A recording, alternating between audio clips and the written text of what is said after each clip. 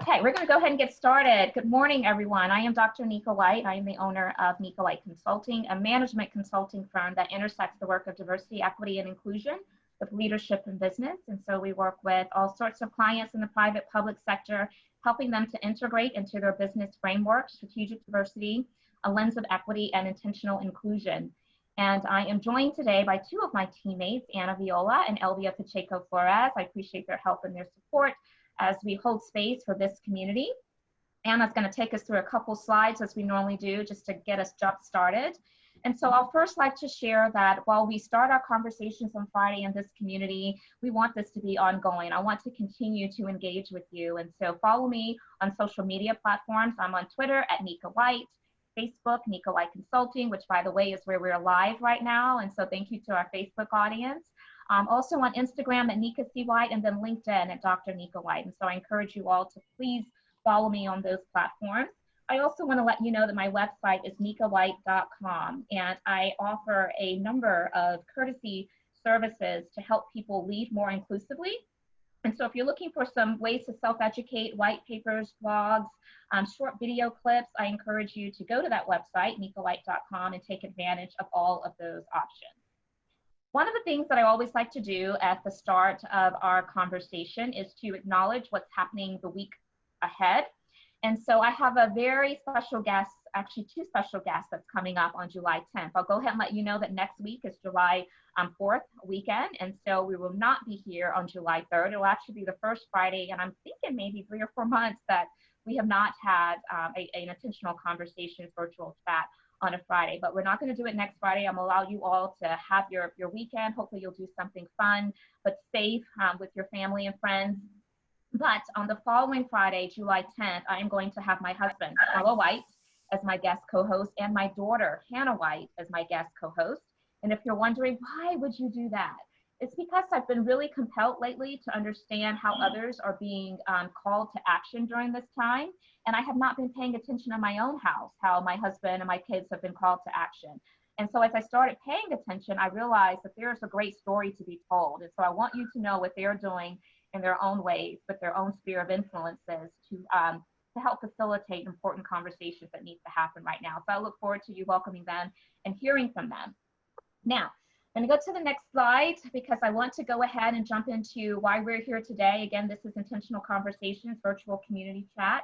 I want to take you through just a couple high-level ideas and thoughts and considerations that I will ask that each of you to partner with me on, just to make sure that today's experience is optimized for all of us. We are here to create a sense of community, and we want to make sure that we are doing that in the most effective way. So first and foremost, when not sharing, please remain on mute. As I've mentioned before, this helps us to avoid any background noise and disruption. And if you are comfortable, turn your cameras on. If not, then we are glad that you are here participating in an auditory capacity. And so cameras are not required by no means at all. We're here to learn with and from each other and create great sense of community. So certainly feel free to take down your questions, use the chat to engage with all of those that are here. We are certainly respectful of what's top of mind for all of us right now as we are navigating lots of uncertainty. Of course, amidst the racial injustice crisis, as well as the continuing effects of the global pandemic. And so that certainly will find its way into our conversations today. This is about providing a path to action through application. So we don't want to just share information and transfer knowledge. Knowledge is important, but more importantly, we want you to be able to walk away equipped with information, skill sets, resources that you can put to practice as we all continue to leverage dynamic knowledge to help ourselves lead inclusively and to grow and strategize personally and professionally.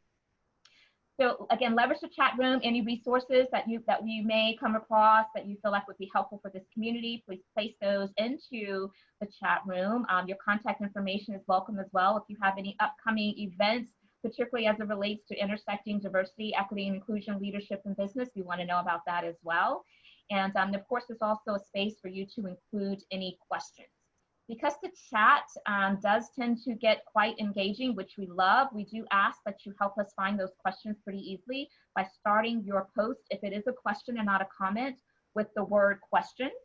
And that just helps us as we're kind of, perusing through the chat to see what questions you may have. And then last but not least, I'll just share with you that Zoom session is being recorded and it will be shared this afternoon along with the chat room transcript. So you'll have reference to all of those resources we're sharing as a community. And so then you have that to look forward to this afternoon in your inbox. Now, this gets me to the place and time where I have the wonderful opportunity to introduce my friend and my guest co-host today. I am so excited. I've had such phenomenal guests and I'm always excited about each one, but I have to tell you, I have really been looking forward to today for a number of reasons. So Jared Karol, he is a DEIB, Diversity, Equity, Inclusion, and Belonging guy who doesn't go about DEIB in the typical DEIB ways. And we're going to hear all about that today. And so I just want to go ahead and bring Jared into the conversation, let him welcome you in his own way, and then we're going to jump right in. So Jared, how are you, my friend? Excuse me, I'm doing great. So glad to be here. Nika, I've enjoyed all of our conversations, whether they be in person or not in physical person, but on the phone or on LinkedIn and via text. And just such a lot of, I mean, you talk about community. I feel like we've established in the last couple of months a little two-person little community, a lot of synergy and similar thoughts, and obviously coming from different places, but arriving in a similar place. So very happy to be here and share my thoughts and stories and ideas and have a conversation. So thank you. Absolutely. I look forward to this conversation. And Jared, you're right. You and I have grown this affinity to each other through support in a multitude of ways. But I'm so grateful that our paths have crossed because I have learned a lot from you and I continue to do so. There are a number of people that I do not miss their posts in terms of their content. And your content is so rich, it's raw, it's unscripted, but it's needed. And I so appreciate your voice. And so I wanted to make sure I acknowledge that. But I also appreciate your personal support of me. To your point, we haven't had a chance to meet each other face to face, but I feel like we've been kind of old friends because we've connected week after week on first and foremost the JBC, Jennifer Brown Consulting call, and those community calls have been great. And then we've also have had opportunities to have some one-on-one conversations to get really just acquainted with each other and support each other work in terms of posts and things that we're doing. And so I remember just recently when I was talking about the memo, Minda Hart's book. We just completed a book club, What Women of Color Need to Know to Secure a Seat at the Table. I was saying this is not just for women of color, it's also for white men, white women who want to be allies to women. And you were one of the very first, and I don't want to say only, you may have been the only, I'm not sure. I'm not sure. I don't know, you may have been. But the only white male that actually took me up on that. And not only did you take me up on it and participated in the sessions, but you also shared it out and we're encouraging other white men to participate as well. And so anyway, I look forward to digging in so that this audience can get a better appreciation for all that you do. I'm a firm believer in so many DEI practitioners amplify this message. It's not appropriate to assign the title of ally to ourselves, right? That title that's earned. And it's not just about earning it through any kind of action, but useful action. And there's so much about the work that you do that earns you that title, not only to me personally as an ally for me, but just of this work in general of diversity, equity, and inclusion and belonging. And so I cannot wait for this audience to be privy to why that title is so fitting of you. So I want you to tell your story because it's so interesting. And this is going to help us to understand what inspired you to be in this space and how you do this work. And so let's just hear the Jared story from the best storyteller ever, by the way. Oh no, a lot of pressure, but no, thank you so much for that warm introduction. And as we've talked about, and even the prep call for this call, I'm very open to anything, any topic, any depth. I've very intentionally developed my self-awareness, my self-confidence, my competence. Not saying I'm an expert or I've arrived anywhere, but I've very intentionally put myself so that I can have these conversations in whatever realm and capacity and whatever role it is. So as you said, you brought up the memo, my role is really just to be there and listen and not center myself, not kind of upstage the conversation. So my story, let's see, it actually begins less about race and what's going on, kind of right now in the country, and has been going on for 421 plus years, but more around the LGBTQ community. So my dad was gay, but he didn't tell me he was gay till I was 14. So I grew up in San Diego, and he moved to LA and then to San Francisco when I was 11. And so I grew up in a very kind of culturally devoid bubble where it was whiteness was the normal. It was I was kind of poor. Not my mom wasn't educated. She was 19 when she had me. She never went to college, never finished college. So just kind of very lower middle class, white bubble. And so, and straight bubble. And so when my dad moved to San Francisco, I started coming up to the city and seeing this whole new world. I mean, you can imagine a small suburb, conservative suburb, and then a big, metropolitan area like San Francisco. And so I liked it. I liked just seeing all these things and these people and these communities, and of course the hills and the cable cars and all that stuff too. And then when I was 14, I was a freshman in high school, and he told me he was gay. And it really rocked my world because, that's about the most homophobic age a kid can be, especially in the late 80s. Reagan was still president. AIDS, he had only just recently talked about AIDS in public. Mm-hmm. So there's this big stigma. So anyway, I went through high school and halfway through college, and I didn't tell anyone because I was a college athlete, and it wasn't a story that I was willing to own. And so since my dad lived 500 miles away from me, no one knew him. So I kind of had this geographical safety. So I lived this life of no one knows, but then I'd come up to San Francisco and it'd be okay because I was with my dad, and no one was around to tease me or mock me or challenge me or question me. And so finally, about halfway through college, I wanted to tell someone because it was just starting to be a burden. And so I told my friend Amy, and she said, "Big deal." And I was like, "Really?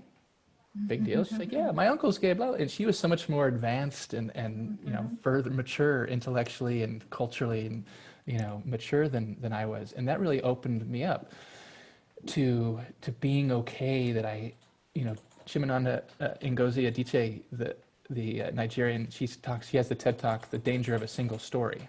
Yeah, let's get that in the chat, please. I'm actually talking to my teammates there, but yeah. Yeah, if someone can find that, it's a totally different context, but I was living this very narrow story of a white, straight athlete, party guy. And then when Amy said that, it was like, oh, I can be more than I am. Mm-hmm. And so I started to realize, not only with relationship with my dad and with the LGBT community, but all the other different people and communities that I had never really engaged with or paid attention to or frankly cared about. I was a freshman in college when the Rodney King verdict came down, and I was about 100 miles away, and at UC Santa Barbara, and that was in LA. And I remember taking a class, and they talked. It was an Asian American Studies class, and they were all talking about it. And the professor basically took the remainder of the curriculum, and we focused just on that. What's going on in the Black community, in the Asian community. And at the end of the semester, or the end of the quarter, she invited all of the class, about 20 of us, said, "Hey, I'm going to put this potluck together down in LA, and why don't you all come down, we'll caravan down, we'll have a chance to build community and, just understand what this means to us individually and collectively, be part of history, all this great stuff that now I would jump at." And at the time I said, no thanks. And I didn't do it. So that was just one little anecdote of where my maturity was. Mm-hmm. But I think the turning point, if I were to point to kind of one anecdote around race that really kind of woke me up, I was about 25. I was visiting my dad in San Francisco, and I was on the 19 Polk bus. So anyone who's familiar with the city, the Polk bus goes from Russian Hill, which is very white and preppy and kind of, fancy, and then it goes through the Tenderloin, which is, I think most people know the Tenderloin, very, a little bit seedy, a little bit dangerous, a lot of history, a lot of homelessness, a lot of drug use. And a man gets on the bus, and I'd come from this bookstore, and I had just bought Invisible Man by Ralph Ellison. I was 25. My dad said, "Oh, you should read Invisible Man." Okay, cool. So I get it. I'm sitting on the bus, and it's kind of an empty bus, and this black man gets on, and he sits right next to me. And I'm like, okay, this is weird. Like, there's this whole bus. Why are you sitting right next to me? And he says, he looks over, he says, that's a great book, changed my life. I'm like, oh, I haven't read it, blah, blah. So we get in this conversation. He's telling me all about his life. He said, it's so great that a young white kid like you would read it. I said, yeah, my dad recommended it. Oh, your dad's a smart man. We talked about, he was from Harlem and San Francisco, and just this great conversation that I'd never really had before with anyone, let alone a black man. So he gets off the bus, I get off the bus, I go home or go to my dad's place, and I'm really excited, and I say, hey, Dad, I just had this conversation, blah, blah. And I could tell he was really kind of happy that I had had this conversation, that almost like he had played a hand in setting it up. Like, oh, my little Right. suburban kid is finally waking up to the realities of the world, that kind of thing. So I'm telling him the story, and at the end of the story, I finish it with, yeah, and he was actually pretty smart. And then my dad, I could tell he was immediately disappointed. Like, okay, you've come a little bit, but you still got a long way to go, dude. And Yeah. and I remember that, like, why did I say that? Why did I see that I was surprised that I could A, have this conversation with him, and B, that he had some intellectual things to share with me. And so that really started me saying, like, oh my gosh, like, okay. And my dad died a few years later. He was HIV positive. He died of AIDS. So I moved to San Francisco in 2000. And I just really, since then, dedicated myself to learning and growing and developing and unlearning a lot of stuff, and really becoming, who I am today. So Right. that's the origin story. I love it. And I love that you mentioned unlearning, because I think one of the important things that we can do right now is we're trying to educate ourselves is to unlearn misinformation, right? And I love the fact that in your storytelling ability with what you just shared with us, you talked about what was a defining moment that awakened you to racism. And I think that's an important question for a lot of us to reflect on these days, regardless of who we are, because it helps us to become present with our emotions around can we recognize it, right? First and foremost. I think that a lot of people spend so much time denying that it even exists. And so I really can appreciate that. I want to share a little bit of your bio, and I call it a bio. Really, what you presented as a bio is very unusual, but I love it. And this just goes to who you are. So by the way, Jared is a boy-girl twin dad, right? So we've kind of bonded over that as well, because I have a boy and girl too, although they're not twins. Some days it felt like it because they're, 15 months apart, but they're grown and pretty self-sufficient now. But listen to this. I want you all to hear this. I'm a cis straight white guy doing this work. Not many of us around. Why? Because most people like me don't think it's their place to do this work. Most people like me think DEIB issues aren't relevant to them. Let the people of color talk about racism and identity issues. Let LGBTQ folks talk about sexual orientation and gender expression issues. Let women talk about gender equity issues. Let people in wheelchairs talk about disability rights. Nope, all of these issues are all of our issues. I mean, and it goes on, but that just stopped me in my tracks. I was like, he gets it.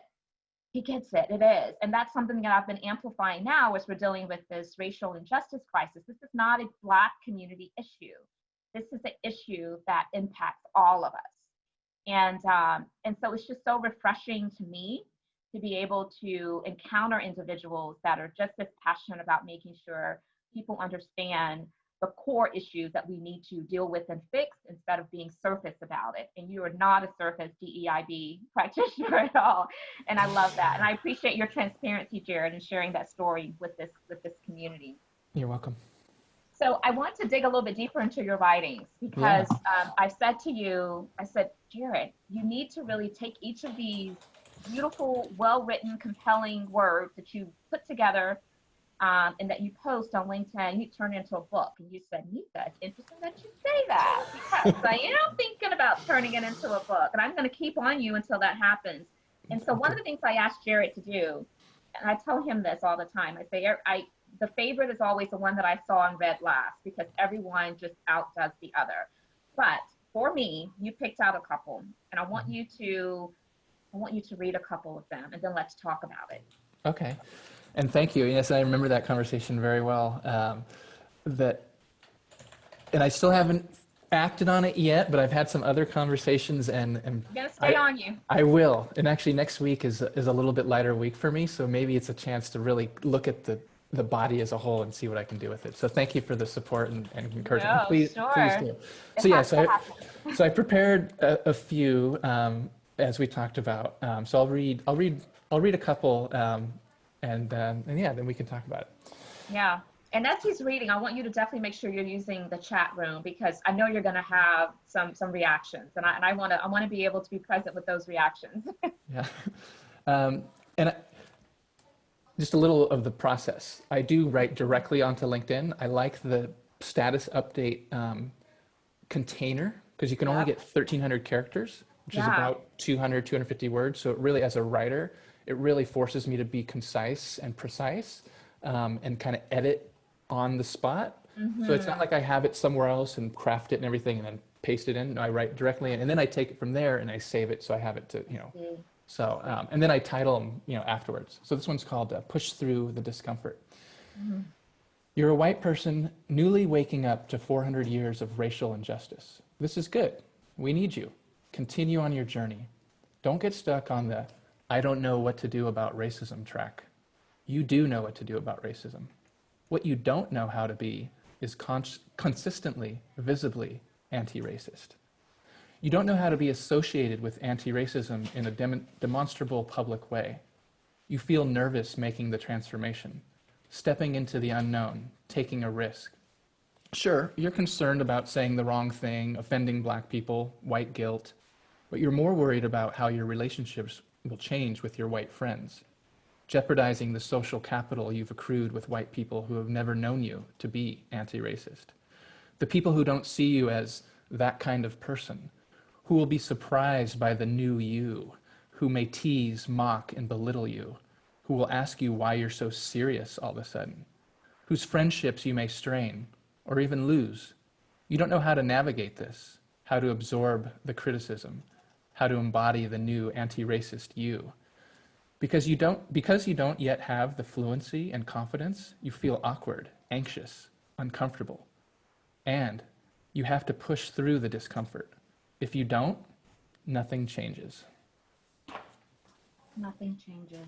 Very profound. Thank you. Thank you. One of the things that you and I talk about often is the need to help strike this very delicate balance between making sure that we are effective in doing the work by having the hard conversations, saying what we need to say, but then also being thoughtful enough to make sure that we are allowing people to want to enter into the conversation. And that takes being strategic. It takes sometimes quieting our ego. It takes us being thoughtful about the language that we're using. And so how have you grappled with navigating that delicate balance in the work and the influences that you have? Yeah, no, great question. And I agree. I think that's one of the many ways you and I have connected on that similar philosophy. I mentioned, as we were just coming on the call before we went live, that I think, did you have Kay Fabella as one of your guests? I did. Yeah. Kay was awesome. I love Kay. So we had a talk, I don't know, a couple months ago, we got to, and we were talking kind of about this, and she gave me a good phrase, which I've really used since, because it so captures, I think, what we're talking about. She says, I'm way past the bomb throwing stage of the revolution. Yes. I'm like, oh my gosh, so am I. And when I think of my, going back to my origin story that I shared at the beginning, when my dad died and I moved to San Francisco and I really committed myself to be this person that in the piece I just read, that people are not yet ready to be. Mm-hmm. I was clearly, securely in the bomb throwing stage of the revolution. I was so righteous, I was acerbic, I was sarcastic, I was confrontational, because I was learning all this new stuff, right? And unlearning all this old stuff, and like really wanting to be seen as this new person and not this old person, the jock, the party guy, that whole thing. And in that, it took me, probably 10 years of really just battering people with writing, with conversations, whatever it was. And then I realized, like, people aren't taking me seriously. people are like, okay, dude, like, I was the social Yeah. justice warrior, I was the white savior, I was, all these Mhm. things.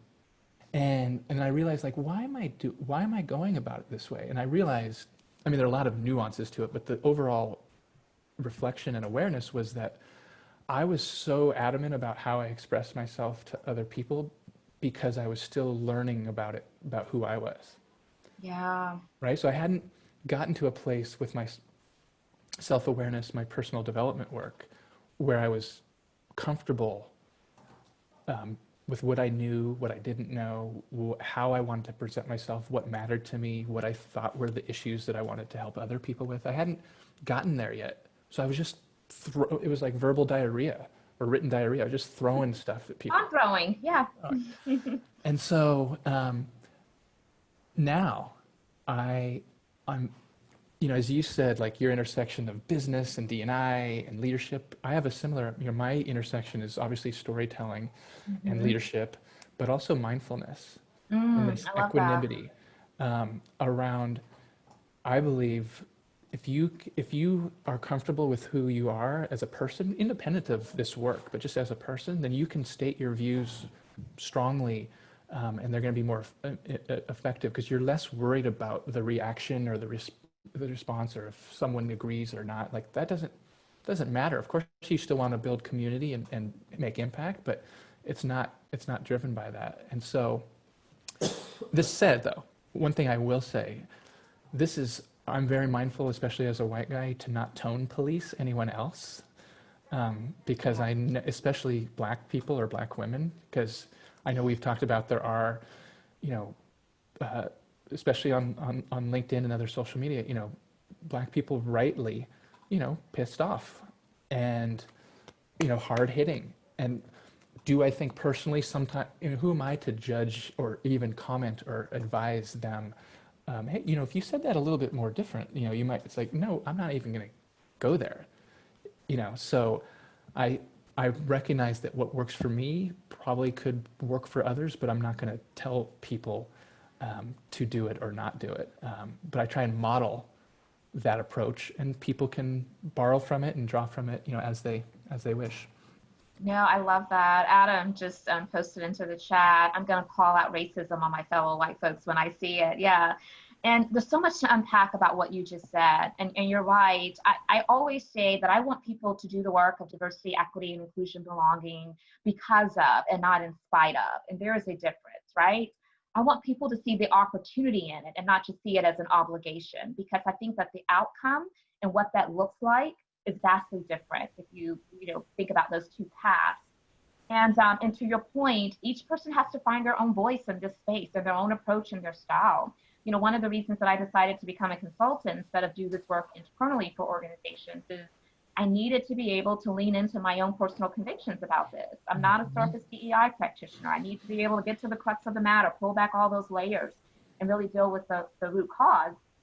And that it emboldens me to feel a little bit more confident in having those hard conversations and saying what I need to say, because I'm not just relying upon one individual organization. And so, but like you, I do believe that we have to give people a level of respect for how in which they show up in this space. But for me, I am more about the outcome. And if I find that, I mean, I certainly call out racism as I see it, but if I find that the entry into getting you engaged in dialogue with me to where I can be an influence is to be thoughtful about my language and the words I use and how in which I talk about it, then I'm going to leverage that, because at the end of the day, I'm looking for an outcome. I'm looking for impact and not just activity. And so I appreciate all that you said. And then your point about mindfulness. Mindfulness is so important to this work. When we're mindful, we're self-aware, we can manage ourselves. And if we can manage ourselves, we can manage others. And so I appreciate you amplifying the notion of mindfulness. How do you go about that in your work? Yeah, I mean, it's beyond the work for me. It's like a philosophy, an approach to life, to parenting, to relationships, to the work, to how I consume media and other things. It's I meditate every morning for 20 minutes usually. If I can't squeeze it in, I'll at least get like two in. Um, and it's less spiritual for me. It's more philosophical. It's about how, as you said, how do I show up? So it's the difference between responding and reacting. So Yes. this work is very um, triggering for so many people for so many different reasons, personal, professional, etc. That it's easy to devolve into shouting matches and to reactionary, and I mean, almost never, if ever, do they ever result in any positive discussion or dialogue or building impact.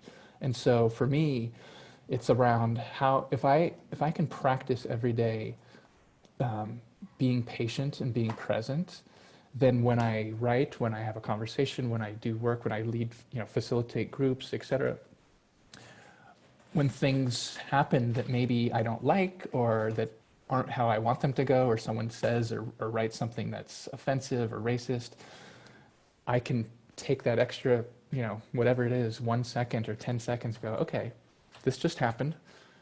Here's what I wanted to say immediately, but I'm going to think about it and then I'm going to have a response. And that is really powerful and I think really needed in this work. And especially the work I do, focusing a lot on helping other white people kind of come along, is that, I think a lot of people on this call have probably read, White Fragility, and the whole idea of if you can be okay, kind of like what I said in that piece I wrote, if you can be okay with not knowing and push through that, then you're going to be in a much better place to actually move forward on your journey. And, I think people who practice mindfulness at least can make that connection and say, oh, I can apply that to this work. So when someone says, hey, you shouldn't have said that, or hey, that's offensive, and you're like, oh my gosh, it's so confusing, and what do I do? And then you can just go, okay, Yeah. it's cool, just learn. And I want to say something about mistakes too. I just this week made a mistake. I posted something, I think it was on Monday or Tuesday. So, if people do connect with me and you go back through my posts, you'll see it from a few days ago.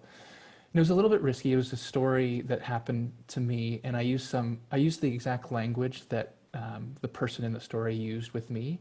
And I did that to be accurate and authentic. Mm-hmm. And I told the story, but I didn't tell it well enough where the outcome was clear, what I had learned from it. And some people were offended and triggered by it. And it was this awkward kind of conversation that, I didn't exactly know how to engage in. So it's, doing this work and doing this mindfulness and practice, it's not so you're never going to make a mistake, but so when you do, or when something comes up, that you are okay with knowing, how to best handle it. Yeah, and we never know what really can trigger someone. And so one of the things that I've been mentioning a lot lately is the need to accept grace and extend grace, because we all are going to make mistakes. Even, those of us who are very well-meaning and feel like we are so woke to all of these issues, we don't know it all. I learn something every week when I sit on these calls, when I join the JBC call, when I connect, excuse me, with others. And so I appreciate you bringing that to the surface. I think it's more about how do we respond, right? Not react, but how do we respond? To your point, there is a difference in the two, and someone brings that to our attention. And I'm glad you brought up White Fragility, because certainly that, I think, I'm not even sure if the book is available right now, because it's not in hard copy, because, everybody's been buying all of these books to self-educate, which is great. But Robin DiAngelo, if you aren't familiar with White Fragility, a great book, definitely get it. So I was going to ask you about what are some of the things that you feel called to in this moment? And you alluded to it, because part of it is helping other white individuals to become much more well-versed on what's going on. And so they can find their role in helping to be a part of dismantling the systemic racism. And I know that you've started a book club. Can you talk a little bit about that? And while you're doing that, I want to go ahead and just give a head nod. I see there's a lot of good comments going on into the chat. Have not forgotten about it. We're going to shift there after he answers this question. Okay. Yeah. Yeah, and I'll share the link towards the end of the call. I just started a group, not a book club, but a discussion, kind of like a book club, Okay. where I'm actually going to, and maybe this will kickstart me to actually write the book. There you go. Starting next Wednesday, so Wednesdays and Fridays, a group for just a 1 hour discussion for white people to engage in discussion and conversation and reflection with me as the facilitator around how kind of like that piece I read, how they can take what I think is a real strong movement of white people becoming more aware of what's going on, which on one hand is like, what took you so long? The other hand is like, hey, great, you're here. So they're in that kind of, Jennifer Brown talks about that continuum, right? They're in that, they've gone from unaware to aware, but then they're stuck in this awareness. Like, what do I do with this awareness? Okay, I read this book. Okay, I read this article. I listened to this podcast. Okay, it's starting to make sense. And now what? Right? So I want to have a group for white people to talk about these things, and not for me to give them the answers. That's not how I go about. I don't have lists of do's and don'ts and stuff, but I want to. The way the group will work is I'll pick one of these pieces that I've written as a conversation starter. So you sign up for the group, I send it to you, you answer 2 or 3 short questions, and you come to the group prepared for that. And they'll say, in the conversation will be, hey, you read this?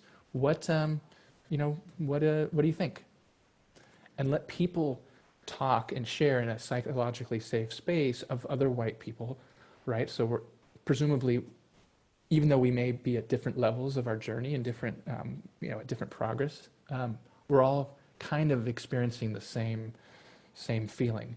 And then through that discussion, at the end, with my facilitation, we will arrive at what to do, depending on their unique context of professional, geography, et cetera, relationships. So that's kind of the idea. I'm also, and so that's ready to go. So I'll share that link. And I see AJ in the chat is wanting that, so I will definitely. Actually, you know what? Let me just put it in before I forget. Sorry for the interruption White here. fragility. You have to have it on your list, Robin D'Angelo. So while you're putting that into our chat for our community here, I want to invite. Thanks. It looks like Adam put it in for me. Thank you, Adam. Okay, thanks, Adam. You're ahead of the curve here. Thank you, Adam. We appreciate that. So I'm sure there are multiple questions. I'm going to take Lindsay's question first. And Lindsay, if you would like to unmute yourself and share your question live, you're welcome to do that. If not, I'm happy to read it for you. But I always like to give the audience members the opportunity to present their question directly. Thanks, Nika. I'm going to be really vulnerable and share my face because I just worked out and I'm feeling kind of gross. So thank you for letting me be vulnerable, even with my virtual purple background. Thank you for these wonderful calls, Jared. Thank you for your comments. I really especially appreciated that you were willing to share some of your mistakes. I am a writer as well, and so I'm always very cautious of language. And yesterday I saw a post, I'm sorry, I don't remember who posted it, that the word inclusion is problematic and centers whiteness. And I had not seen that before. And I know inclusion is often, I think it's in your title, and it's certainly part of the DEI conversation. So I was wondering if both of you could address that word and maybe provide some thoughts and insight on that. It was something I had not seen before. Thanks so much. Yeah, no, great question. And Nika, I have some thoughts. And Please do, because you know what, I'm not privy to the criticism around the word inclusion. Yeah. So yes, please do. I haven't seen direct criticism of the word inclusion, and I don't, not knowing exactly what the context of that post, Lindsay, is, but I can imagine what I have seen and what I do agree with is perhaps people well-meaning are making what I call an error of emphasis. So you see it a lot like, oh, like let's do some unconscious bias training. It's like, this isn't unconscious bias. This is racism. Right? So I think perhaps, Lindsay and others, people use, oh, let's be inclusive. Let's, in whatever context is, whether it's in a training or in writing or in the way we talk to each other. So I don't think I don't personally think it's a problem to say, hey, let's be inclusive as a mindset but to really understand, like, what does that actually look like? Because it can be, oh, well, I said hi to the person walking down the street. Okay, great. But are you consciously inclusive of the lived realities of individuals and groups of people in your various contexts? So I think maybe the criticism is that inclusion or, being inclusive can be like an easy throwaway that doesn't actually extend to being inclusive of everyone. That would be my response, my insights. But Yeah, But I haven't that's heard, really, yeah. So Nika, I'd love to hear what you think as well. yeah, it was interesting. And again, I am now just becoming exposed to the fact that there is some chatter starting to bubble up around the use of the word inclusion. I mean, to me, it's more about if you understand it in theory and in practice, it's kind of hard to mess up. And so I probably would venture to say that maybe those who have taken issue with it, perhaps they don't have full understanding of what it is. You know, inclusion is the action part of it. We don't have to do anything to create diversity. Diversity is here and happening, right? It's just the different dimensions of how in which people coexist. But what we do have to put intentionality around is the inclusion piece. What are we doing to actively create environments where people feel like they're seen, they're heard, they're valued, their contributions matter? And so I would be really interested to continue following that conversation to see, you know, we're changing the language, it seems like, within the whole context of DEI. And so that's really interesting. Okay, would anyone else like to come off of mute and present a question or contribute to the conversation with a comment? If so, now is your opportunity to do that. Hi, Dr. White, this is Ann White. Hello. I have a question. You talked earlier, Jared, about you know, a white male having a conversation or doing DEI work, and that there aren't very many, and that it feels like other people should lead the conversation. How do you deal with the credibility factor? We hear a lot about, you know, you better not get up there as a white male or a white female and talk about race, because, you know, if I see you standing in front of the room, the credibility has already dropped. So how do you deal with that? Yeah, great question. And I get that all the time, especially recently when, you know, I think anyone who's a consultant these days is getting a lot of contact and having conversations and doing work, which is awesome. And there's been a lot of writing and thinking that, hey, you know, what's going on right now should be left to, you know, Black and brown, especially Black people, but even non-Black people of color to be doing this work, to be leading these conversations, to be doing the trainings, to be brought in as consultants, as speakers. And I, for, you know, 99% agree with that. And I think going back to what I was saying earlier, and this is each white person's kind of journey and reflection to think about, I feel comfortable and competent in the work that I've done, both the personal development work and the cultural competence work, not to say I know everything or that I'm going to be able to offer a perspective that a Black person is.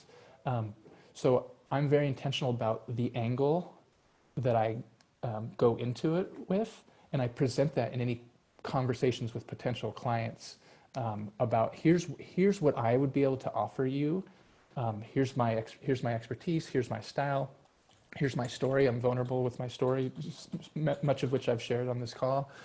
And then the client or the person who's considering can weigh that and see if that is what they want or not. And I'm also very comfortable, and I know Nika being one example of so many Black people who do this work, and I'm always, you know what, this might be better for so and so. Let me introduce you to that person, because it really depends on what people want and what people, well, they don't always know what they want, but what they think they want and what their challenges are. So my job, if I'm really trying to, it's not about just me getting work. It's about me trying to help as many people as I can to address and solve these issues. And so if I'm the right person, I'm more than comfortable doing that. And if I'm not, then I would refer to someone else. I don't know, does that help answer the question? It does, thank you. Okay, you're welcome.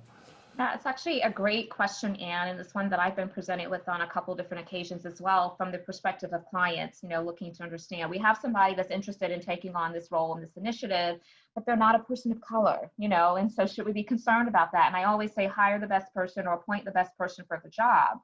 I think that anyone who navigates into a space where they're now charged with leading the work of diversity, equity, and inclusion, they certainly must have the emotional intelligence and the wherewithal to put really smart people in their camp so that the voices of all of those different constituents are heard. And so, I will share that before I entered into this path, my mentor is a white female who has always been a student of this industry and this work, and she does phenomenal. And it's funny, we used to exchange stories about who had it bad, you know, or worse of the two of us, her as a white female or me as a Black female, when people were expecting me just to push only the Black agenda around DEI. And so there's some challenges on both ends, but I would say it's more about the qualifications of that person. And if that person is truly qualified, that means that they're going to know they're going to have other voices around that table as they're making decisions and providing recommendations to strategically sustain this work. So I want to go to Phil next. If you don't mind coming off mute and presenting your question. You have a great one that you put into the chat.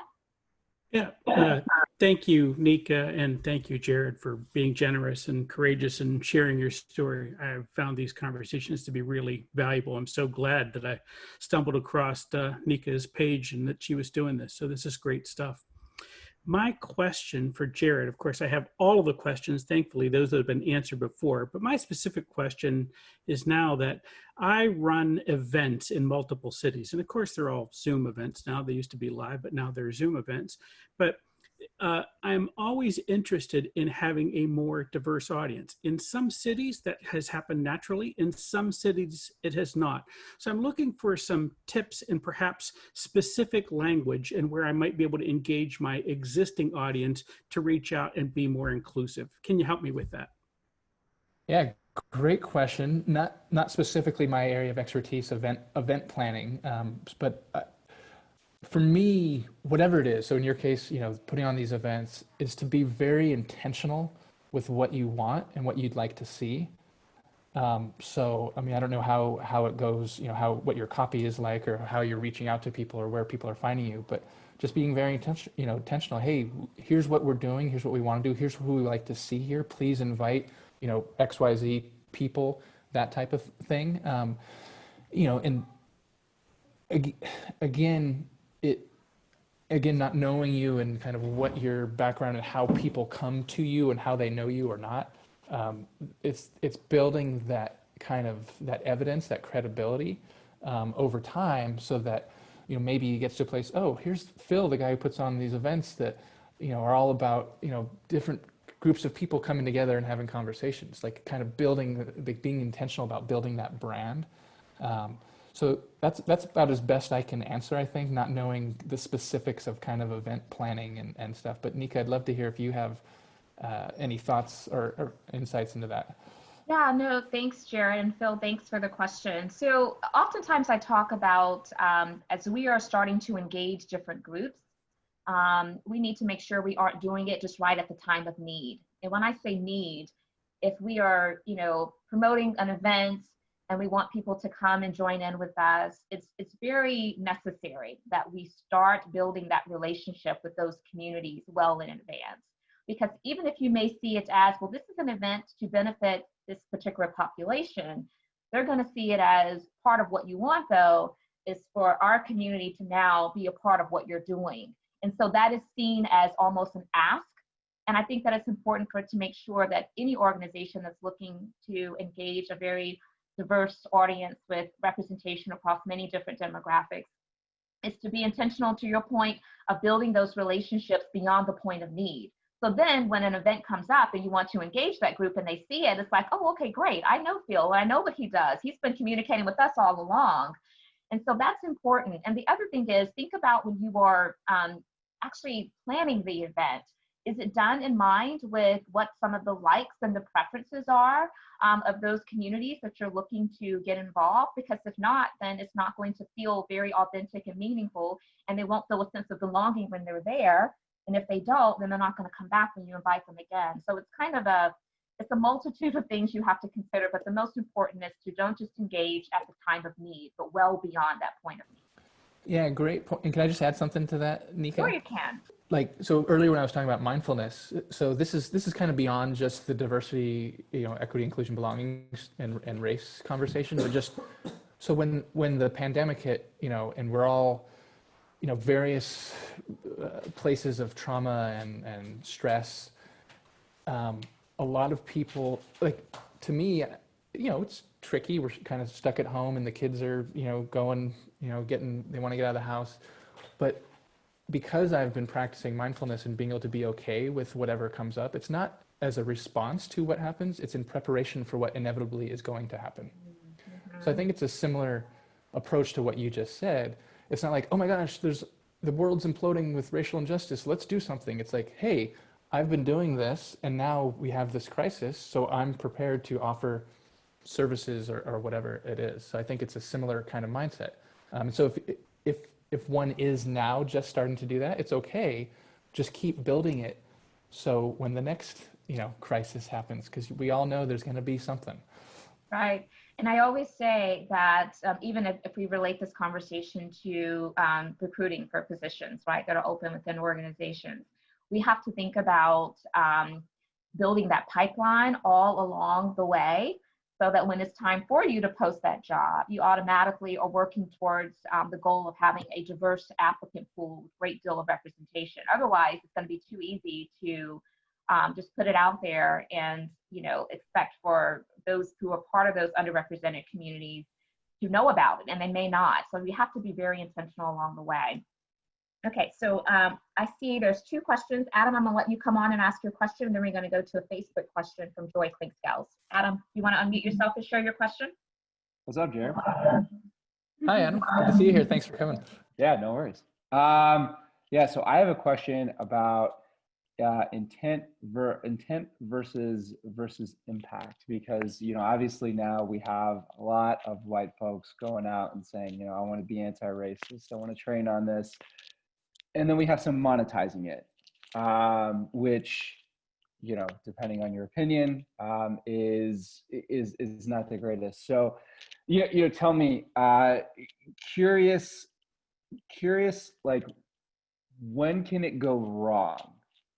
When can good intentions go wrong when you're trying to be actively anti-racist? And then number two is, thank you. Number two is where, when we talk about intent, when we talk about anti-racism, where is the point of, maybe this is time for you to turn it over to somebody else, and I mean as a white person. Great question. Great 2-part question. I love that dichotomy, that intention versus impact, because it's something I think we all should be aware of that in whatever work we do, but especially in this work. So, and if people checked out the link, you noticed I am charging for those conversations. And I struggled with that a little bit, like, hey, should I do this? Should I not? And the reason I did was 2 reasons. And I think it'll go towards answering your question. One is I wanted to avoid trolls. So unless someone really wants to, they're not going to pay $20 to come and troll a conversation. But that's more the minor kind of intention. But for me, and this is kind of what I was talking about earlier, I'm very intentional about what I can and will speak on and speak about and speak from my experiences as a white guy, as telling my story. And so I try to make it very clear in not only just these conversations that I'm putting on, but in whatever I do, that here's what I know about this space. Here's the angle that I'm going to offer. Here's the perspective I'm going to offer. And be very clear about what I can't talk about. I'm not going to be able to speak for individual or collective Black people. I'm not a Black person, right? And so and I think sometimes you might see people saying, well, hey, I've been doing this work. I've been doing a white person doing D&I work, doing anti-racism work. So I'm going to come in and do this. And maybe it feels like they're trying to encompass, more than they actually. Not that they wouldn't be competent necessarily, but that they might not be the best person delivering, whatever message they're trying to deliver. And then, as I mentioned earlier, I think whenever I'm in a conversation and it feels like, as we're having this, dialogue, that this would probably be better for a person of color or a Black person to do this, because from what it sounds like you want or need, I don't know that I'm the right person. So being willing to give up those opportunities. It's a challenge because I do see a little bit of silencing of white people trying to step into the conversation. And I think it's just how does each individual white person understand where they are going to be most impactful and authentic in the conversation? So I hope that that answers a little bit towards your question. No, that last statement, I echo that. That is precisely correct. I personally, I want to see everyone to find their voice into the conversation, but I want them to be well informed about how to interject their voice. And that requires being knowledgeable on the voices that really need to be mostly centered right now because they're mostly impacted. And so I spot on with what you said just a moment ago. And I will add too that, you know, Adam, you mentioned intent versus impact. I tell people all the time that you don't have to necessarily own the intent because, you know, while we think that we know what kind of motive somebody has, we don't really know that, you know, but you do have to own the impact because we're not exonerated from the consequences of our actions. And so I'm really big on that. In fact, I've had some conversations of late where well-meaning white women have said, look, I feel really bad about what's going on right now with this, you know, racial injustice and systemic racism. It's just horrible. I denounce it. But I denounce what my ancestors did. They're really acknowledging that I didn't do that. My ancestors did it. And I want to be a part of moving forward. And so I don't want to be held responsible is kind of what I hear them saying reading in between the lines. And what I say to them is that you don't have to own the intent, but you do need to own the impact. And so the moment that I can stop worrying about the consequences that are still lingering that me and my people now are affected by, but what my ancestors had to deal with, that's the moment that you don't get an opportunity to stop having to own it. So you're going to have to own it because you're still benefiting from those systemic racism that is occurring right now. And so I think that's important. And I'll go straight into, for the sake of time, Joy's question, because we said we'd get to it. And her question is, does being inclusive mean that you're also being anti-racist? You want to take that, Jared? Sure, and I did just want to respond to Cheryl's comment there. I think that's right. The decentering is what I'm continually trying to be aware of as I try to be a voice in this space. When am I centering myself, and when am I speaking up, trying to decenter myself? So I don't always get it right, but it is something I'm mindful of. So thank you for that. And sorry, so what was the?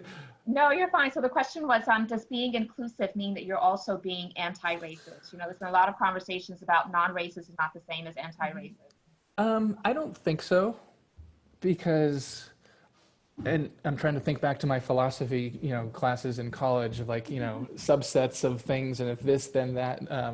But I don't think just saying being inclusive is anti-racist. I think anti-racism is more specific and direct and intentional. I think being anti-racism includes being inclusive, but I don't think that the other way around. If I'm just inclusive, then I'm anti-racist. So I think that's how I see it. It's, you know, inclusion is a product of being anti-racist, but I don't think anti-racism is a product of being inclusive necessarily. No. Yeah, not necessarily. That's a good way to look at it. The one thing that I will add to it is that inclusion requires action. It requires being very intentional. And I think that that's where there's some correlation to the whole notion of anti-racist work. You know, it's not enough just to say, I'm not a racist, because that just means that you don't practice racism from your vantage point, which is fine. But what are you doing to ensure that it's not occurring and that others are also not practicing racism? And that requires a great deal of intentionality. And I believe that if you have a mindset of leading with inclusion, then you also should have, as part of that leadership journey, wanting to be and practice anti-racism.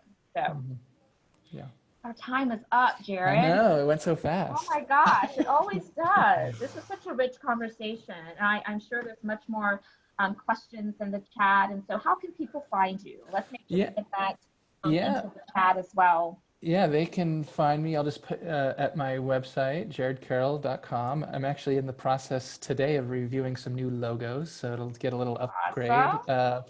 And of course on LinkedIn, as you've alluded to, you know, many times, I'm very active on LinkedIn. So please, anyone and everyone, feel free to connect with me. Send me a message, anything. I'm just waiting for my profile here to load. Why is it taking so long? Maybe because I'm on Zoom. Because we're all waiting for you. Maybe about 100 of us. That's fine though. No, it's great. Yeah, and then Sorry, I'm just trying to navigate the links in the chat. Here we go. So yes, here's LinkedIn. And then as Adam, thank you so much earlier for posting for the white folks in the group, or for people who have friends, colleagues, family who are white and would be interested in exploring a little bit of this conversation. Here again is the event. I'm put them on through July for now, Wednesday mornings. Wednesday afternoons and Friday mornings, starting next week. And I'm also starting to plan, and it's in the very early stages, but basically how to develop your anti-racist narrative, as not necessarily only for white people, but I think it's mostly geared at white people, to really own your narrative so that you can really show up in a more powerful way in whatever your role is, professionally, personally, socially, politically, et cetera. So that's in the works. Give me a couple of weeks to kind of flesh it out. Oh, sure. I love that. I look forward to sharing out more information with this community on that as well. Well, Jared, I've appreciated the opportunity to share this space with you. And I appreciate you sharing your thoughts, your wisdom with this audience. I realize it's a time difference for us. And so the fact that you were willing to make yourself available is really appreciated. And so I just want to extend that appreciation to you. And when we send the follow-up email with the link to the recording, I do encourage you to do a playback. We'll also have the connection points where you can reach back out to Jared in that email as well to make it easy for you. But we appreciate you all. This is learning with and from each other. And I know that I've learned a lot today. Hopefully you all have as well. Remember that next week we will not be here at our scheduled time. It's the holiday week, so take some time to spend it with friends and family. But be safe. We're still in the midst of a global pandemic, and we'll see you back here hopefully on July 10th for the Intentional Conversations virtual community chat on that day. Thank you all so much. Have a great weekend and enjoy the rest of your Friday. Thank you, Nika. Thank you, everyone. Thanks so much, Jared.